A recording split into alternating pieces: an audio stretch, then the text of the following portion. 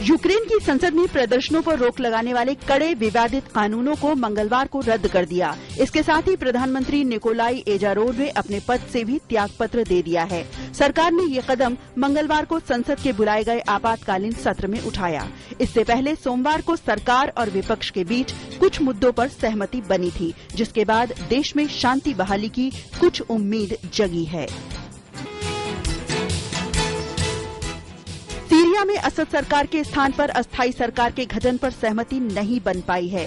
राष्ट्रीय विपक्षी गठबंधन असद सरकार की जगह अंतरिम शासन व्यवस्था पर अड़ा हुआ है। वहीं असद सरकार इसके सख्त खिलाफ है। इस बीच संयुक्त राष्ट्र ने सीरिया से मांग की है कि वो भूख से पीड़ित होम्स शहर के लोगों तक खाद्य और अन्य राहत सामग्री उपलब्ध कराने का रास्ता उपलब्ध कराए। सीरिया की सरकार का कहना है कि होम्स शहर से महिलाओं और बच्चों को निकलने का अवसर तो दिया जाएगा, लेकिन पहले विपक्षी गठबंधन को इनके नामों की सूची देनी होगी।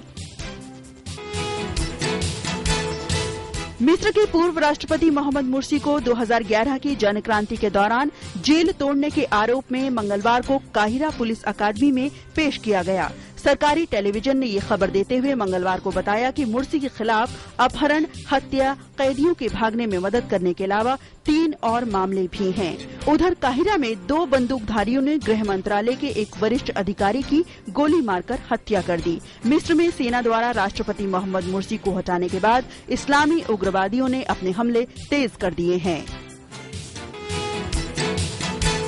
नेपाल में आम राय की सरकार के गठन के लिए संविधान सभा में सबसे बड़ी पार्टी के रूप में उभरी नेपाली कांग्रेस ने 30 दूसरे दलों के साथ मिलकर सरकार बनाने के लिए कदम बढ़ाए हैं।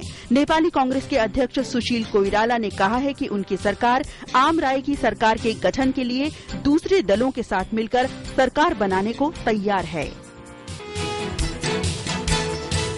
थाईलैंड में चुनाव पर जारी गतिरोध को दूर करने के लिए प्रधानमंत्री यिंगलुक शिनावात्रा ने चुनाव आयोग से मुलाकात की। थाईलैंड में सरकार 2 फरवरी को चुनाव कराने पर डटी है। वहीं चुनाव आयोग देश में हो रहे प्रदर्शनों के मद्देनजर इन्हें 1 महीने टालना चाहता है। इस बीच बैठक स्थल सेना के क्लब परिसर के पास भी प्रदर्शनकारियों ने विरोध दर्ज कराया। हालांकि प्रदर्शनकारियों पर किसी अज्ञात संदिग्ध द्वारा गोली चलाने से 2 प्रदर्शनकारी घायल भी हो गए। चीन में बर्ड फ्लू H7H9 से 20 लोगों की मौत के बाद पूरे देश में कड़े सुरक्षा उपाय किए जा रहे हैं। चीनी मीडिया के अनुसार देश के कुछ इलाकों में जीवित मुर्गे मुर्गियों की बिक्री पर प्रतिबंध लगाया गया है। ये प्रतिबंध विशेष रूप से पूर्वी प्रांत झेजियांग में बहुत कड़ाई से लागू किया गया है। पोल्ट्री फार्मों, प्रवासी जंगली पक्षियों के निवास स्थानों और पार्कों पर विशेष रूप से कड़ी निगरानी रखी जा रही है।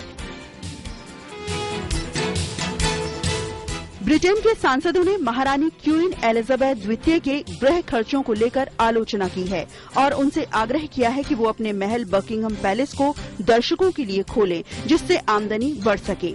हाउस ऑफ कॉमन की पब्लिक अकाउंट कमेटी ने मंगलवार को जारी अपनी रिपोर्ट में कहा कि पैलेस की मरम्मत और घरेलू खर्चे के लिए ज्यादा पैसे की जरूरत है।